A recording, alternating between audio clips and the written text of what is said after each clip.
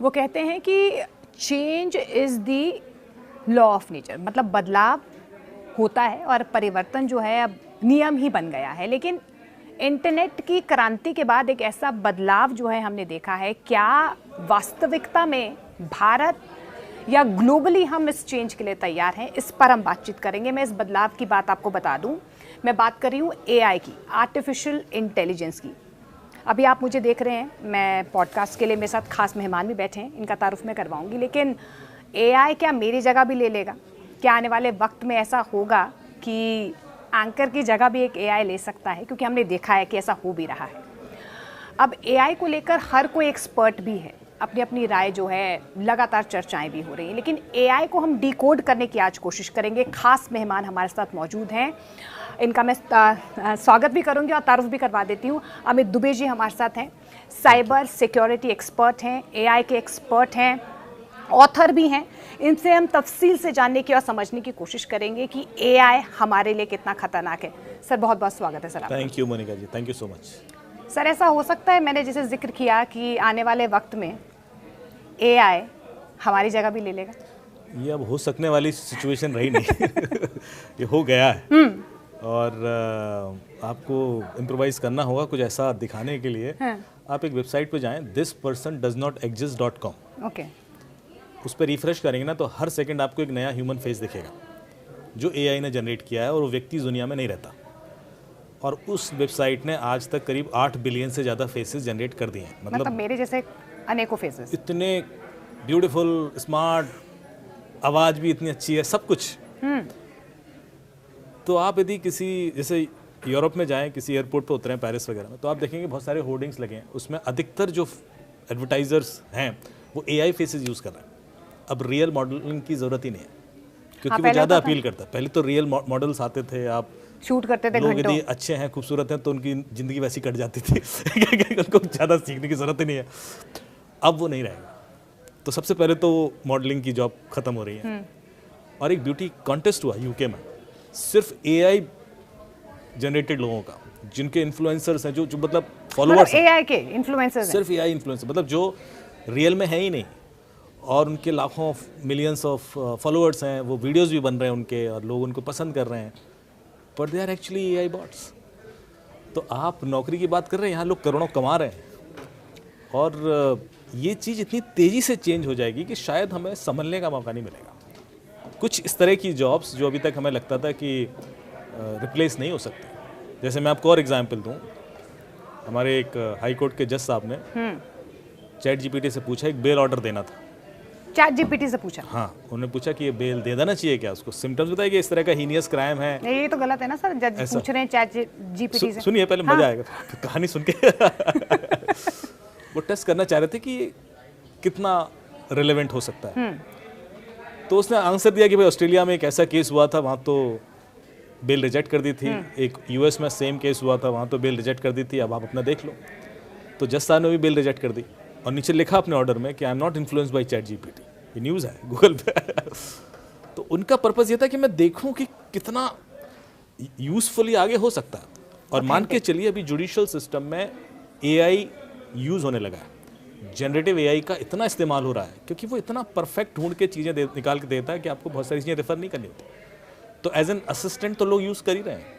हाँ, अगले 5-10 सालों में ये हो जाएगा कि जो जज की कुर्सी पे भी आपको कोई एआई बैठा दिखाई देगा, बिकॉज आपका भरोसा एक एआई पर ज़्यादा होगा एक इंसान के रिलेटिव, क्योंकि इंसान तो इन्फ्लुएंस हो जाता है। मीडिया वालों ने हवा बनानी शुरू की तो जज साहब भी कंफ्यूज हो जाते हैं कि क्या कर रहे हैं। सर आप ना एआई ऐसा नहीं होता आप यंगस्टर्स को डरा रहे हैं। अब मैं एक, क्योंकि अभी ये बहस छिड़ भी गई है कि अगले 5 सालों में 80% जो नौकरियां हैं वो चली जाएंगी। और हमने देखा भी है टीसीएस और ऐसी बहुत सारी कंपनीज हैं जहां पर बहुत सारे लोगों को निकाल रहे हैं, ऑलरेडी जा रही हैं। और ये कहा जा रहा है क्योंकि पूरे इंफ्रास्ट्रक्चर को फिर से एआई इक्विप्ड बनाया जा रहा है, इसीलिए शायद इस तरीके की छटनी हो रही है। तो क्या वाकई में ऐसा आगे आने वाले वक्त में, विनोद खोसला हैं, बहुत बड़े बिजनेसमैन भी हैं, बिलियनर हैं, एलॉन मस्क भी कह चुके हैं, मार्क ज़करबर्ग भी कह चुके हैं कि हाँ वाकई में ऐसा होगा आगे कि एआई जो है आपकी नौकरियों पर सबसे ज़्यादा सेंधमारी करेगा। तो डरने की ज़रूरत है सर हमें?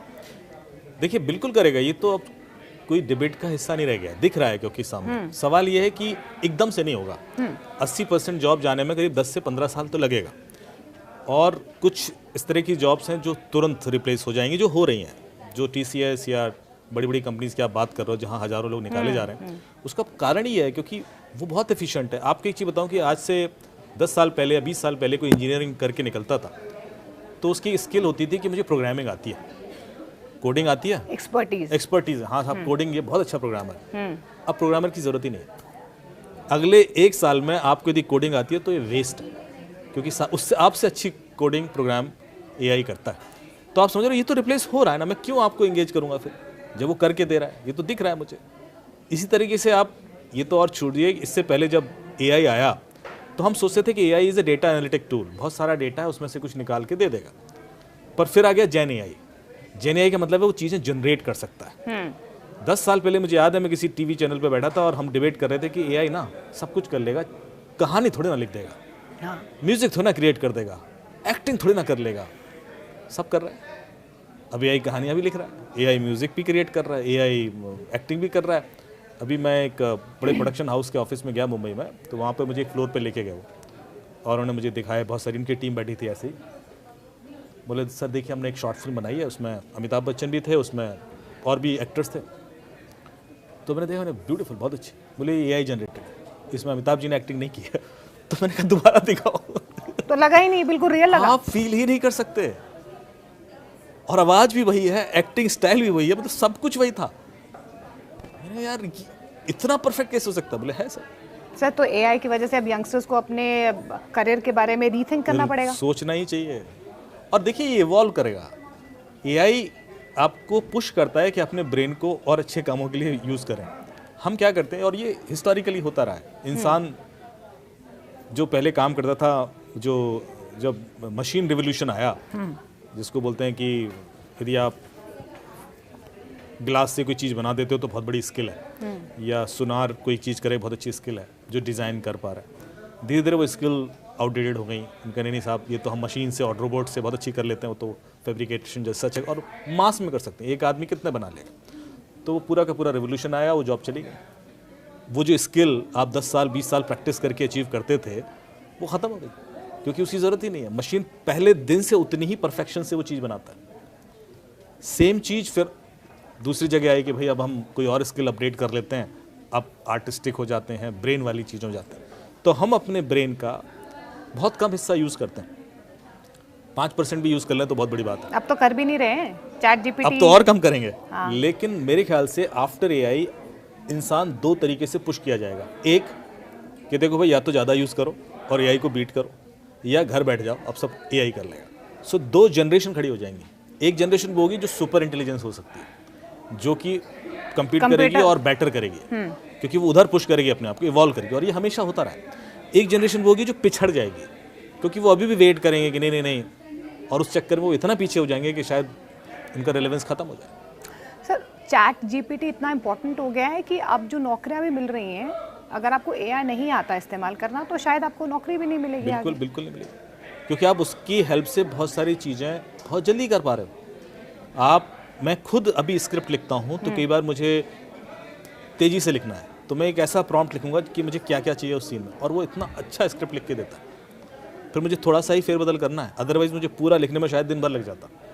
तो मेरी हेल्प हो रही है ना, तो वो चीज़ मैं देख पा रहा हूँ। इसी तरह आप कोई भी दूसरा ऐसा काम, अभी एक केस का मैं इन्वेस्टिगेशन कर रहा था, और ये सवाल खड़ा हो गया कि एक साइन थे एक एफिडेविट पे किसी लेडी के, और उस लेडी के ही दूसरे साइन थे, और वो दोनों साइन अलग अलग दिख रहे हैं, क्लियरली अलग अलग दिख रहे हैं। तो जो वकील साहब थे और जो हमारी टीम थी वो कह रहे यार ये तो अलग हैं, ये तो मैच नहीं कर रहा है, फ्रॉड का केस है, कल फाइल कर देते हैं।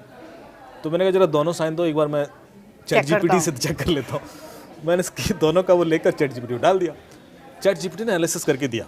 अब देखिए एनालिसिस देखिए कि दोनों साइन एक ही व्यक्ति ने किए हैं, लेकिन जो दूसरा साइन है वो दबाव में, और दूसरा एक वर्ड यूज किया बड़ा अच्छा उसने कि प्रेशर और उसमें कराया गया, मतलब घबराहट में कराया गया।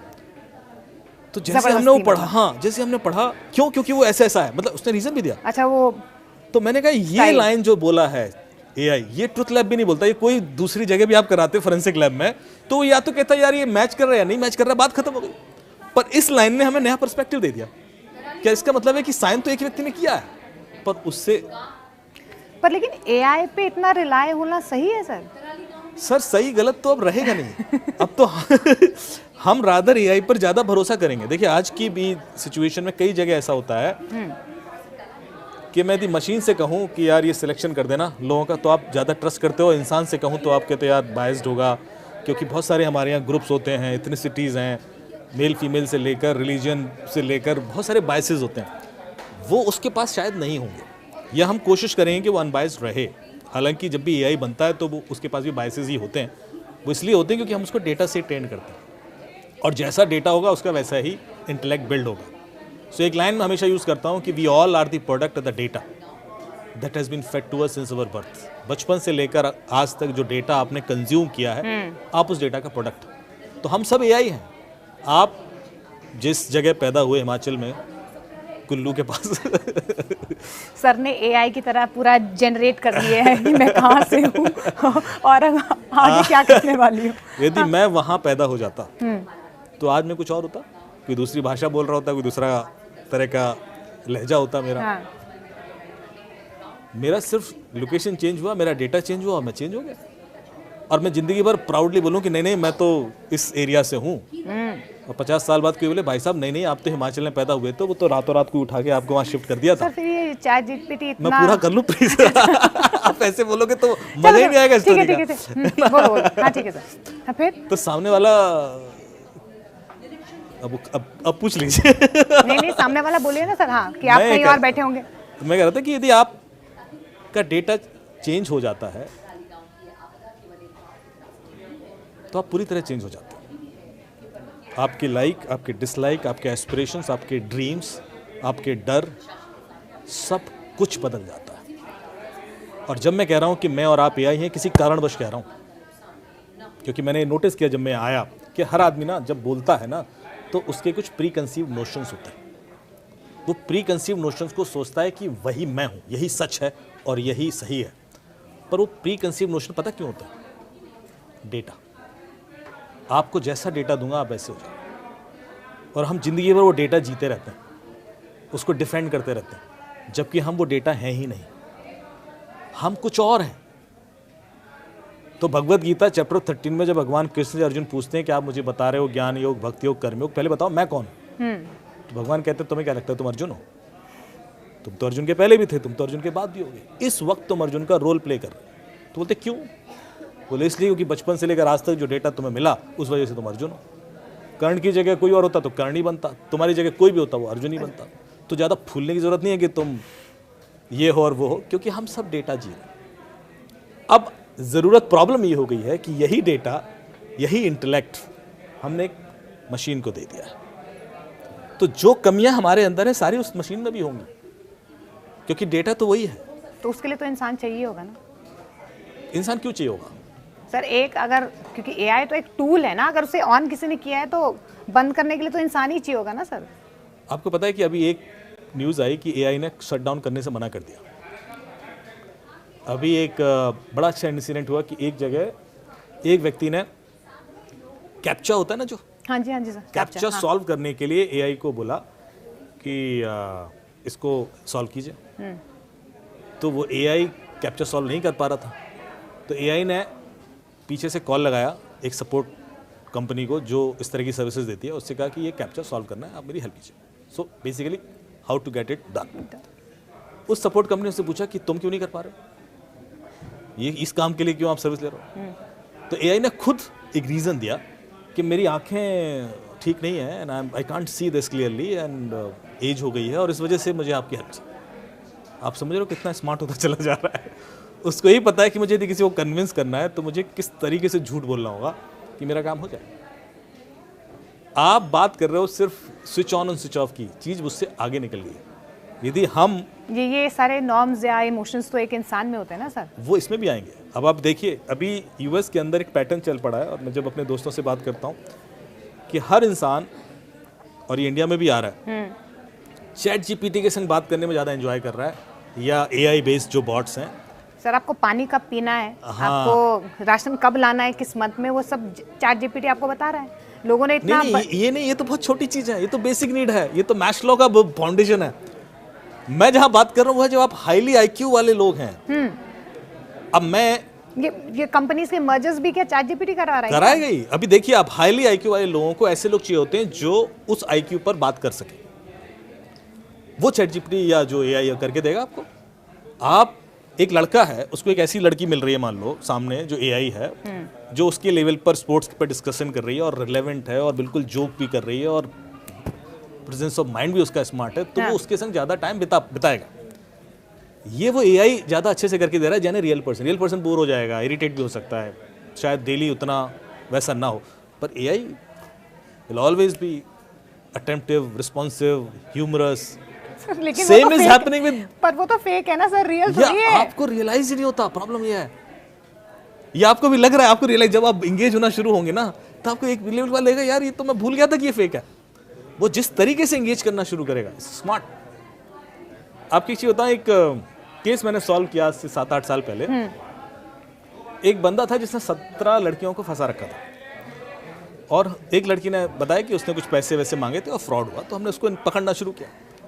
हम उसको ट्रेस करते रहे, तो वो नई सिम, हर लड़की के लिए एक नई सिम यूज़ करता था और लोकेशन बदलता रहता था, ऐसे करके इवेंचुअली हमने उसको अरेस्ट किया। तो वो अपनी वाइफ के साथ था, मतलब, और उसकी वाइफ ने डिफेंड किया कि नहीं वो तो इतना चार्मिंग है इसलिए लोग उसको पैसा दे देते हैं। और इन 17 लड़कियों में से अधिकतर लड़कियां मानने को तैयार नहीं थी कि उन्होंने धोखा दिया। अब मेरे लिए जो अजीब बात हुई थी कि ये बंदा कितना स्मार्ट है, कितना सीबीआई ऑफिसर बताता अपने आप को, कि लोग ना सिर्फ इससे इंप्रेस होते हैं, इसको गलत भी नहीं मानने को तैयार। ये एआई आपसे बेटर कर सकता है। तो आप देख रहे हो आपके सामने एक रियल पर्सन है जो आपको धोखा दे रहा है, सबको चीट कर रहा है, लेकिन आप इतना वो क्या कहते हैं, इल्यूजन में आ जाते हैं कि आप उसको डिनाई नहीं कर पाते कि नहीं ये धोखेबाज होगा, and you get into it. तो ये आप, मेरे पास कम से कम 150 ऐसे केसेस पड़े हैं जहां फेसबुक पर महिलाओं की किसी से दोस्ती हुई और लुट गई, और उस व्यक्ति से कभी नहीं मिली। ये तो सर आम हो गया है फेसबुक होता है, आपने भी सुने होंगे, और ये कोविड में तो बहुत आए मेरे पास केसेस। और ऐसी मतलब महिलाओं की बात कर रहा हूँ जो बहुत अच्छे कॉलेजेस से, वेल एजुकेटेड बिजनेस वुमेन है, वो उनकी बात कर रहा हूँ कि फेसबुक पे दोस्ती हुई और वो व्यक्ति से कभी मिले भी नहीं, सिर्फ चैट हो रही है या कॉल वॉल हुई होगी, and they were so influenced और इम्प्रेस्ड कि पैसे का लेन देन भी हो गया और उसके बाद वीडियोस भी शेयर हो गए, and they get into any level. बाद में पता चला कि वो फेक है। वो है ही नहीं, वो तो बंदा यहाँ बैठ के कोई फ्रॉडस्टर से करे। तो यंग एंटरप्रेन्योर्स के लिए आप क्या सलाह देंगे, यंग एंटरप्रेन्योर्स, क्योंकि जो बिजनेस बिलियनियर्स है वो तो यंगस्टर्स को ये सलाह दे रहे हैं कि आप अगर स्टार्टअप भी करते हैं तो स्टार्टअप छोटे मोटे आइडियाज़ वाला मत कीजिए, अब ऐसा कीजिए जिसका कोई सोल्यूशन हो। एक्चुअली कोई आइडिया छोटा और बड़ा नहीं होता, सपने आपके बड़े होते हैं। हाँ, मतलब हर आदमी कई बार बहुत छोटे आइडिया से लोग मल्टी बिलियनर बन जाते हैं, और बहुत कॉम्प्लिकेटेड, मैं ऐसे लोग भी जानता हूँ जिन्होंने 2-2 हज़ार पेटेंट कर रखे हैं, 2000 पेटेंट, पर वो बिलियनर तो छोड़ो मिलियनर भी नहीं है।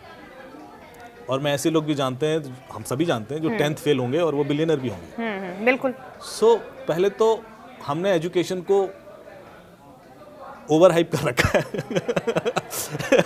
मतलब कि नहीं ये नहीं होगा तो नहीं होगा वाला मामला, ऐसा नहीं है। लाइफ की कैलकुलेशन बहुत अलग तरीके से चलती है, और आपको लाइफ स्किल्स की बहुत ज़्यादा ज़रूरत होती है लाइफ की लड़ाई में। ये जो एजुकेशन है ये आप ठीक है एक लेवल तक आपको लेके जाएगी, but beyond that everything depends on many other things. वो स्किल्स की ज़रूरत है। तो मतलब स्पेशलाइजेशन आप यंगस्टर्स ना करें, लेकिन एक जर्नलिस्ट के तौर पर जैसे हर एक सेक्टर का आपको आइडिया होना चाहिए, आप मल्टी टास्कर होने चाहिए। अगर आप वीओ करते हैं तो वीओ कर लीजिए, स्क्रिप्ट भी लिख लीजिए, मतलब एआई जितना काम करता है वैसे ही कुछ ना कुछ आपको, रादर मैं इसको दूसरी तरह से आपको ये स्किल होना चाहिए। आप मतलब मुझे ऐसा लगता है कि मैनेजर्स की ज़्यादा ज़रूरत होगी एंड हैंड्स ऑन जॉब्स वालों की कम होगी। क्यों? क्योंकि आपके सामने एआई एजेंट्स हैं, AI agents can deliver that, but आप उनको कैसे यूज़ करके बहुत प्रोडक्टिवली कोई नई चीज़ बना देते, वो दिमाग आपका होना चाहिए। तो मैनेजर लेवल, मतलब आप सोच रहे एक विजनरी, जैसे कि मैंने कहा यार मैं एक कंपनी स्टार्ट करना चाहता हूँ, अब वैसे हम ट्रेडिशनल सिस्टम में जाते तो हमें 150 लोग हायर करने होते, 50 लोग हायर करने होते, 5 डेवलपर, 5 टेस्टर, फिर डिलीवरी एजेंट्स, मार्केटिंग, सेल्स, सब कुछ करता हूँ। आपने कहा देखिए मुझे करना क्या ये, तो मैं एक एआई एजेंट हायर करता हूँ, उससे मैं ये करा लूँगा, इससे ये करा लूँगा। So if you have that sort of smartness you are still relevant. But यदि आप सोचो कि नहीं मैं उस एआई से कम्पीट करूँगा, तो फिर आप गलती कर रहे हो, उससे तो आप कम्पीट नहीं कर पाओगे। आप उसको यूज़ करना आना चाहिए, how to use that AI agent to get your work done smartly, effectively, फिर आप रिलेवेंट हो।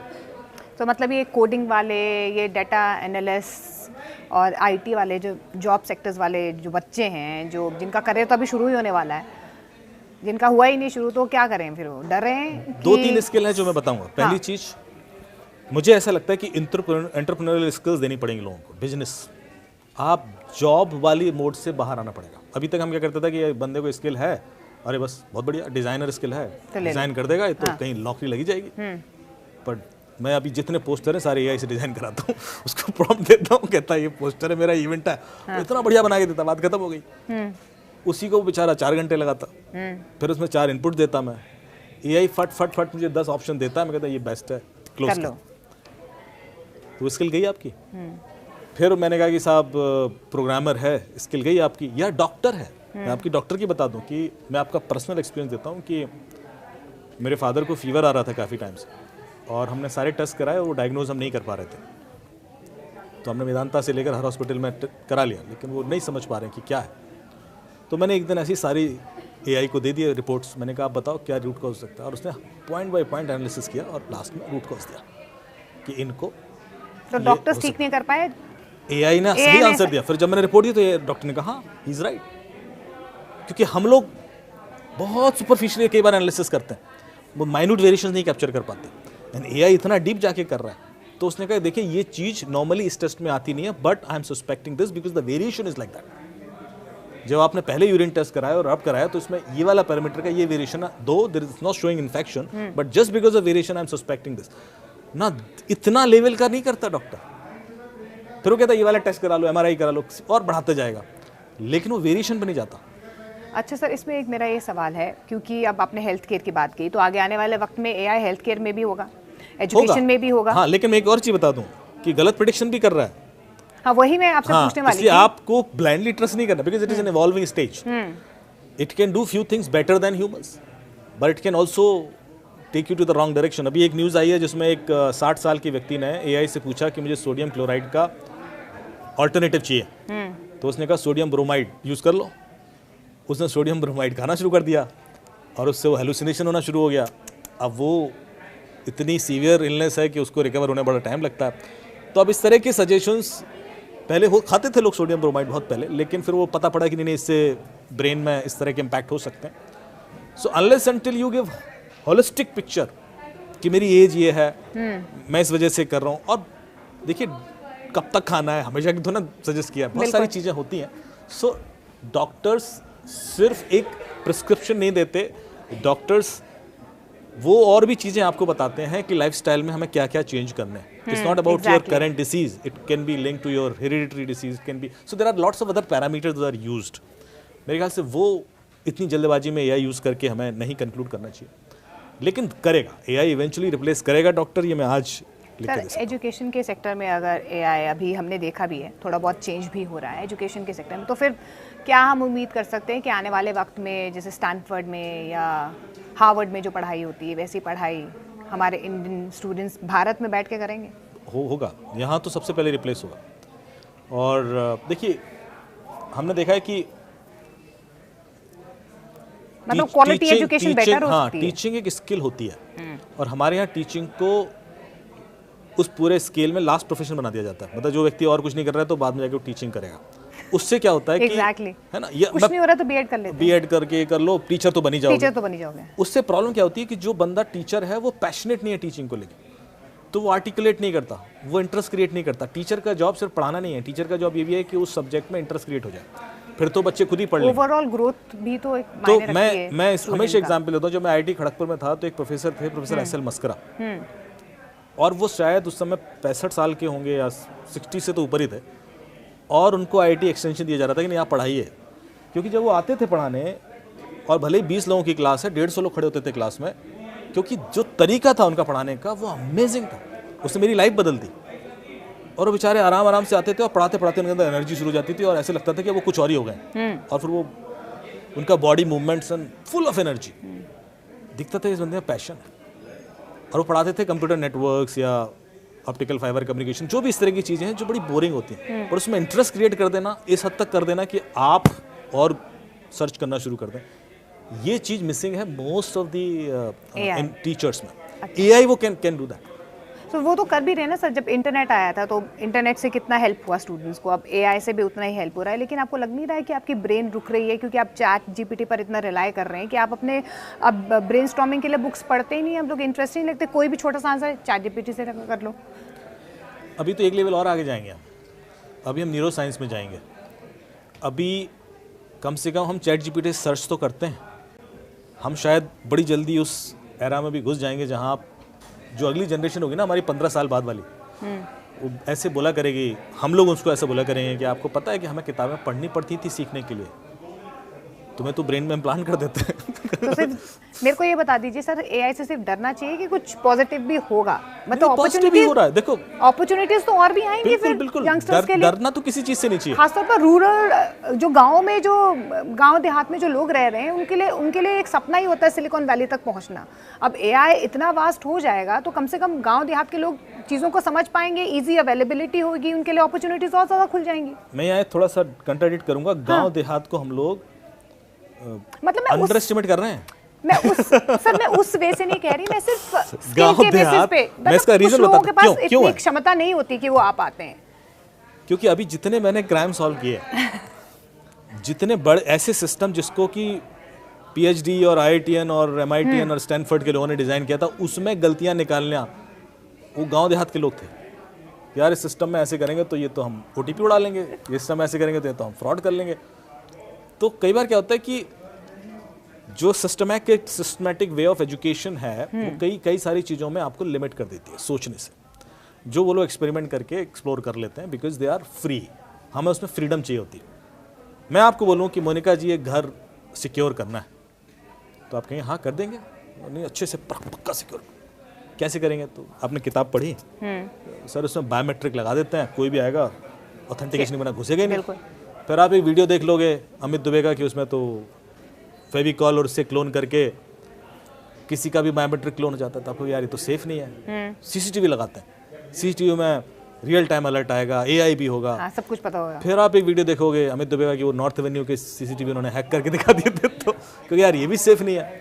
फिर वो यार आरएफ सेंसर लगाते हैं, चिड़िया भी आएगी ना तो अलर्ट आएगा। आप बेसिकली क्या कर रहे हो?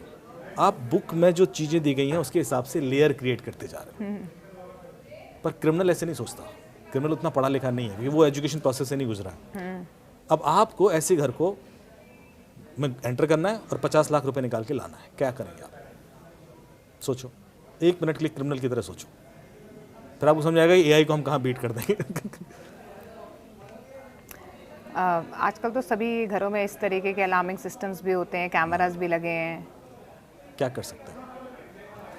कुछ एआई से टेक्निक से कुछ कोड डिकोड करके हम लोग दरवाज़ा खुलवा देंगे। हाँ, मतलब आप क्रिमिनल की तरह सोच सकते हैं। कोशिश करेंगे तो हर आदमी के अंदर थोड़ा बहुत क्रिमिनल है।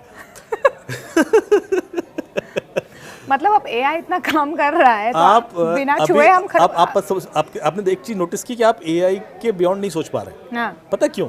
क्योंकि हम पिछले 20-25 मिनट से एआई के बारे में बात करें तो हमारा दिमाग एआई से बाहर नहीं जा रहा। ऐसे होता है, जो बंदा एजुकेटेड हो जाता है ना वो उस एजुकेशन से बाहर नहीं जा पाता, वो वहीं घूमता रहता है। क्रिमिनल उस एजुकेशन से बाहर है और आप बड़ी बेसिक से तरीका करेगा और वो घुस के पैसे निकाल लाएगा। अभी पिछले महीने गुजरात में एक न्यूज़ आई कि एक पेट्रोल पंप से कुछ बच्चे पेट्रोल चुराते रहे हफ्ते भर, मतलब 6 महीने से चुरा रहे थे, जबकि वहाँ सीसीटीवी भी है, 24 घंटे सिक्योरिटी है। कैसे चुरा रहे थे? याद है वो न्यूज़ आपको? उन्होंने उस पेट्रोल पंप की टनल खोद दी थी, नीचे से चुराते रहे। इसको कहते हैं बेसिक थिंकिंग। आप लगाते रहो लेयर। आप यदि अपने बेसिक्स स्ट्रांग रखोगे तो आप हमेशा एआई से आगे रहोगे। प्रॉब्लम यह है कि हम लोग वहां कंपीट करने की कोशिश कर रहे हैं उस व्यक्ति से जो डेटा ड्रिवन ही है, तो हम डेटा और खींच खींच के उसको compete करेंगे नहीं। हमें क्या करना है, हमें अपने बेसिक स्ट्रॉन्ग करके उसको यूज़ करना सीखना है, हाउ टू यूज़ इट। आज से 20 साल पहले लोग कहते थे हैंड्स ऑन स्किल है तो काम आएगा भाई, मैनेजर तो फायर हो जाएंगे, हाँ। मैनेजर तो 5 साल 10 साल बाद बेस्ट हो जाते हैं, उसकी सैलरी नहीं बढ़ती, ये सारी होते थे। अब उल्टा होगा, अब मुझे चाहिए जो लोग एआई एजेंट्स को मैनेज कर सकें, उनसे काम करवा तो सकें। मैनेज हम आगे कर पाएंगे सर एआई को? बिल्कुल बिल्कुल बिल्कुल, और हम कर पाएंगे, क्यों नहीं करेंगे। और हमें आर्टिकुलेटिव होना पड़ेगा कि हमें कैसे इसको यूज़ करना है। अच्छा, एआई का एक और लॉस है कि एआई बहुत ज़्यादा कार्बन फुटप्रिंट जनरेट करता है। ओके। सो इन्वायरमेंटल के दृष्टि से बहुत इनएफिशिएंट। मतलब एक एआई मॉडल ट्रेन करने में जो एनर्जी जाती है वो एक लाइफ लॉन्ग में यूएस जितना अपनी ज़िंदगी में एक यूएस का बंदा लाइफ लॉन्ग जितनी एनर्जी कंज्यूम करता है वो है। अच्छा, तो आप समझ रहे हो कि हम अर्थ पर कितना लोड डाल रहे हैं, अननेसरी एआई हर जगह यूज़ करते हो। अब स्मार्टनेस वहाँ है कि आप बिना ओवरलोड किए अर्थ को कैसे एआई यूज़ कर लो। तो हर जगह एआई यूज़ नहीं करना है, you have to use an heterogeneous hybrid model. तो सर एआई अभी खतरा किन किन सेक्टर्स के लिए सबसे ज़्यादा है? जो भी डेटा ड्रिवन स्किल्स थी वो तो जैसे लॉयर है रिप्लेस हो जाएंगे, डॉक्टर्स हैं रिप्लेस हो जाएंगे, आपके टीचर्स तो हमने बात कर ही ली है, जजेस डेटा ड्रिवन है, जिसने जितनी किताबें पढ़ ली उतना अच्छा तो जजमेंट किसके दे लिए सकता खतरा है। नहीं ये भी बता दो। जो कॉग्निटिव लोग हैं, जो बिजनेसमैन हैं, बिजनेसमैन को एआई कैसे रिप्लेस कर लेगा? मैं तो कह रहा हूँ, बार बार मैंने बात करी कि आपको पर बिजनेस हर करना कोई सिखाना बिजनेस भी नहीं कर सकता ना सर। सिखाना पड़ेगा, इसलिए नहीं करते, हमने सिखाया ही नहीं कभी। तो फिर उन इंजीनियरिंग कॉलेजेस, वो डॉक्टर के कॉलेजेस का क्या करें? उनको ही अपग्रेड करना पड़ेगा, वही करेंगे अपग्रेड। वो बच्चों को स्किल देंगे कि भाई अब आप डे वन से अपने माइंड में रखिए कि हमारे पास रिसोर्सेज तो सारे हैं, काम करने वाले सारे हैं, काम क्या कराना है ये सोचो पहले। काम क्या कराना है ये तो आप ही ने सोचना पड़ेगा, वो एआई नहीं सोचेगा। वो नहीं सोचेगा। अब मैंने कहा मैं एक प्रॉब्लम सॉल्व करना चाहता हूँ सर, यहाँ पे ट्रैफिक की बड़ी प्रॉब्लम है। अच्छा हाँ, तो मैं एआई से पूछता हूँ and then will get it solve. तो एआई कहेगा देखिए ऐसा कीजिए, ये एजेंट यूज़ कीजिए जो रियल टाइम कैमरा फीड देगा, फिर ये एजेंट यूज़ कीजिए जो रियल टाइम एनालिसिस कर देगा। तो आपने उस तरह से एक चेन बना के और चीज़ सॉल्व कर दी and then you are managing it and making money out of it. ये चीज़ एआई अपने आप करके नहीं दे सकता, इसको मैनेज तो इसको मैनेज करना पड़ेगा। यू हैव टू इंसान ही आइडेंटिफाई। करेगा। हाँ, आप क्वेरीज कर सकते हो, पूछ सकते हो कि भाई और क्या तरीका है और क्या तरीका है, but then eventually you have to come up with the entire chain of components required to solve this problem. Sir एक चैट जीपीटी को लेकर एक ये भी है कि आप भले ही उससे बहुत सारे सवाल पूछ लो, अपनी पूरी दिनचर्या आपने उसको बता दी है, वो आपको सारे आंसर्स भी दे रहा है, आप शायद उस फीड को डिलीट भी बाद में कर देते हो, लेकिन वो फीड तो उसमें रहती ही रहती है ना सर। तो ये तो आपके लिए खतरा नहीं आने वाले वक्त में फिर वो उस फीड को तो कोई भी, उस डेटा को कोई भी इस्तेमाल कर ले? अभी एक न्यूज़ आई कि चैट जीपीटी में जो लोग गूगल से लॉगिन करते थे ना, हाँ। उन्होंने जो चैट जीपीटी में क्वेरीज दी थी वो गूगल सर्च में भी आने लगी, जो तो ये डेटा तो आपकी दिया था। पर्सनल भी अगर आपने पूछा है तो वो भी आ जाएगा बिग सर? रिस्क। आप चैट जीपीटी यूज़ करते हैं? हाँ। अब आप आज जाना घर पे और चैट जीपीटी से पूछना कि डिस्क्राइब मी, अच्छा वो बता देगा, वो तो बता ही देगा। हाँ, तो वो उसे जो पता है। डिस्क्राइब करेगा आपको आपके पॉजिटिव नेगेटिव, मोस्टली पॉजिटिव बताएगा, नेगेटिव कम, फिर उसको पुश करना कि ना यार ये पॉजिटिव क्या बोल रहे हो, जरा नेगेटिव नेगेटिव बताओ। बताओ। फिर वो आपको ढंग से बताएगा कि आप असल में हो क्या। सर तो इससे बचाव के क्या तरीके, कोई तरीका है इससे वैसे? बचना क्यों है मुझे पहले बताइए, इससे अगर बचना हमारे क्यों डेटा को कोई यूज कर ले ऐसे? कैसे यूज करेगा सोचिए।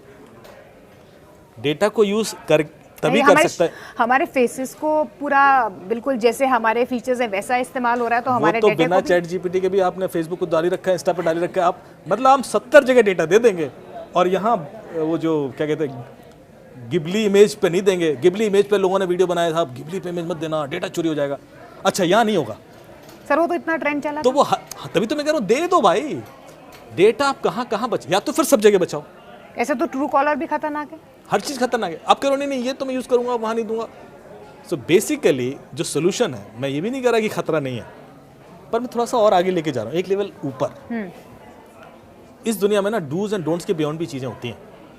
आप किसी को बोलो कि साहब ये don't don't don't don't don't, उससे क्या होगा, वो ठीक हो जाएगा, उसकी लाइफ ठीक हो जाएगी, ऐसा नहीं होने वाला है। तो पहले तो डोंट्स छोड़ देना चाहिए लाइफ में, क्योंकि डोंट्स किसी के दिमाग में प्रोसेस होते ही नहीं है। मैं आपसे कहूँ मोनिका जी डोंट थिंक अबाउट एलिफेंट, तो ये होगा ही नहीं कभी नहीं हो सकता, of course I think about है इट। ना, यू विल ऑलवेज थिंक। तो हमें क्या करना है, करना क्या है इससे मैं बताऊँ।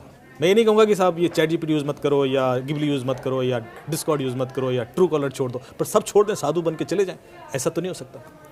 Basically we have to learn the consciousness. क्या है वो? यदि मुझे पता है कि ये डेटा लीक होके कहीं पड़ा हुआ है, क्योंकि हम जानते हैं कि दुनिया में दो ही तरह के लोग हैं, एक जिनको पता है कि वो हैक हो गए हैं और दूसरे जिनको पता नहीं कि वो हैक हो गए हैं। हैक तो हम सब हो चुके हैं मल्टीपल टाइम्स। एक वेबसाइट है जहाँ पे आप जाके चेक कर सकते हैं कि कितनी बार आप हैक हो गए हैं, वो haveibeenpwned.com, वहाँ ईमेल आईडी डालना, वहाँ बता देगा वो कि आपकी डेटा 17 जगह पड़ा है, 50 जगह पड़ा है, आपके बैंक अकाउंट डिटेल, आपके आधार कार्ड, अपना मोबाइल नंबर तो मैं अभी दिखा दूंगा आपको। आपके तो लोग तो व्हाट्सएप का भी इस्तेमाल करते हैं कि उनको लगता है कि व्हाट्सएप से कोई रिकॉर्डिंग नहीं होगी। हाँ, पर मैं जहाँ ले जाना चाह रहा हूँ आपको वो कि आपको यदि ये पता है कि आपका डेटा बाहर है, देन आप सेफ। अच्छा, आपको यदि नहीं पता है तो आप अनसेफ है, बस इतना सा अंतर है।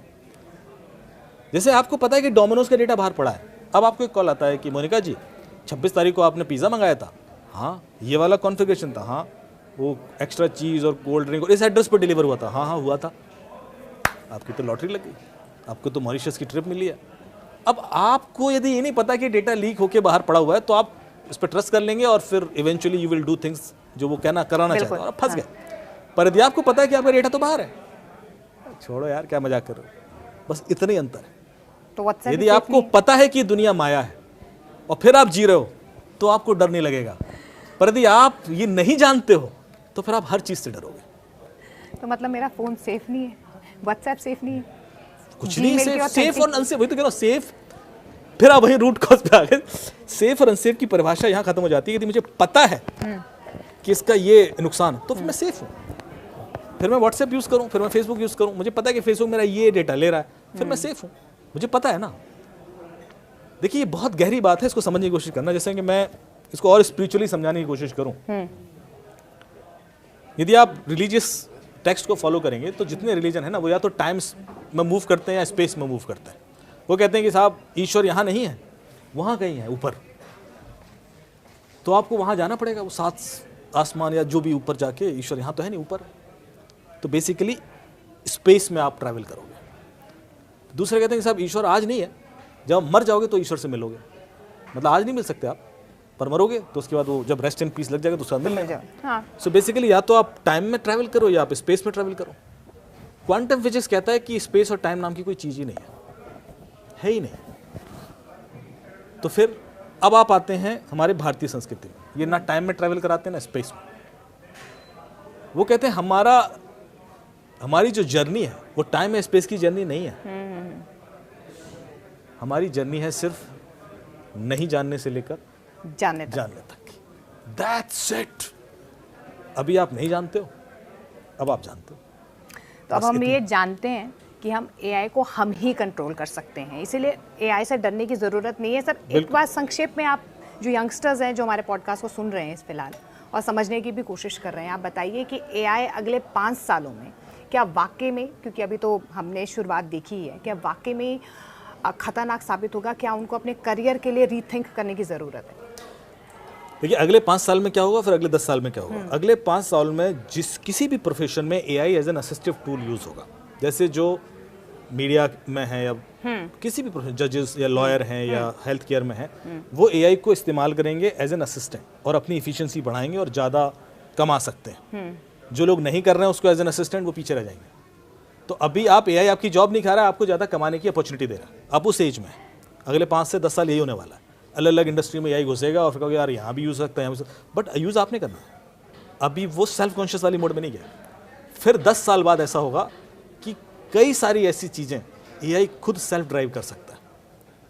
ये होगा, ये भी हो भी गया है, ये भी होगा। हाँ, कुछ चीज़ें होंगी इवेंचुअली। सो बेसिकली एआई को यदि हम 4 क्वाड्रेंट में तोड़ दें तो हम कहते हैं कि स्टार्ट होता है कि एआई नॉन वेरिएबल्स आइडेंटिफाई करता है कि हमारे पास डेटा सेट है और हमने कहा इसमें यार ये सोल्यूशन होगा, निकाल के दे दो, तो एआई ने निकाल के दे दिया। इसको कहते हैं नॉन वेरिएबल्स। दूसरा क्वाड्रेंट कहता है अननोन नॉन वेरिएबल्स। इसका मतलब है मेरे पास डेटा सेट तो नहीं है, मुझे नहीं पता, लेकिन मुझे प्रॉब्लम का, मुझे कैंसर का सोल्यूशन चाहिए, मुझे ये ड्रग ढूंढनी है, मुझे ये डिस्कवरी करना है, ये भी एआई करके देगा। तीसरा होता है नॉन अननोन वेरिएबल्स। ओके, मेरे पास डेटा सेट है पर उसमें से क्या निकल सकता है मुझे नहीं पता, इसे स्पेस में से, तो वैसा भी सॉल्व करके देगा। और फिर चौथे क्वाड्रेंट में आप इवॉल्व करोगे जहाँ होगा अननोन वेरिएबल्स, ना मेरे पास डेटा सेट है और ना मुझे पता उसमें से क्या निकल आएगा। मतलब समथिंग लाइक प्रिडिक्टिंग गॉड। हम जब उधर टच करने की बात करेंगे तब हम रियल एआई यूज करेंगे and that will happen quantum AI के through. Quantum will give us this. It will take time also, it will take तो अभी उस पूरी जर्नी में क्वांटम एआई तक का मैं 20-25 साल का होराइजन मान के चलता हूँ। और इस बीच में हम सिंगुलैरिटी भी एक्सपीरियंस करेंगे। इस बीच में हम सिंगुलैरिटी समझते हैं आप? सर ये मुझे लगता है ये भी वास्ट एक सिंगुलैरिटी उस चीज़ को कहते हैं जब उस तारीख को जब एक मशीन का इंटेलिजेंस कलेक्टिव ह्यूमन इंटेलिजेंस से ज़्यादा हो जाए। ओके सारी दुनिया के में जितने ह्यूमंस हैं उनके इंटेलिजेंस को जोड़ लिया जाए उससे भी ज़्यादा एक मशीन का इंटेलिजेंस। तो इलॉन मस्क ने 2021-22 के आसपास एक ओपन लेटर लिखा कई सारे लोगों ने मिलकर एआई कम्युनिटी को कि आप रिसर्च रोक दीजिए क्योंकि हम सिंगुलैरिटी टच करने वाले हैं, ऐसे करके। ओके और इससे पहले जो सिंगुलैरिटी की डेट डिसाइड हुई थी वो थी अगस्त 2045 में करीब। फिर इलॉन मस्क ने ना हम लोग ज़्यादा तेज़ी से बढ़ रहे हैं और हो सकता है कि हाथ से निकल जाए बात, तो फिर डेट कैलकुलेट हुई। तो अब जो नई डेट है वो 2030 है। हाँ 30-40 बता रहे हैं। 30 में आ जाए। हाँ 30-40 में तो 10 साल का अंतर है, 30 में ही मिल जाएगा आपको। अब वो उसके बाद क्या होगा वो हम अगले पॉडकास्ट में डिस्कस करेंगे। बहुत बहुत शुक्रिया सर तफसील से समझाने के लिए, बताने के लिए कि एआई अगर ख़तरनाक भी है लेकिन अगर आप उसे स्मार्टली इस्तेमाल करेंगे तो शायद आपके लिए बहुत ज़्यादा अपॉर्चुनिटीज़ लेकर भी आएगा। बहुत बहुत शुक्रिया सर आने के लिए। थैंक यू मोनिका जी, और थैंक यू सो मच बातचीत करने के लिए। Thank you.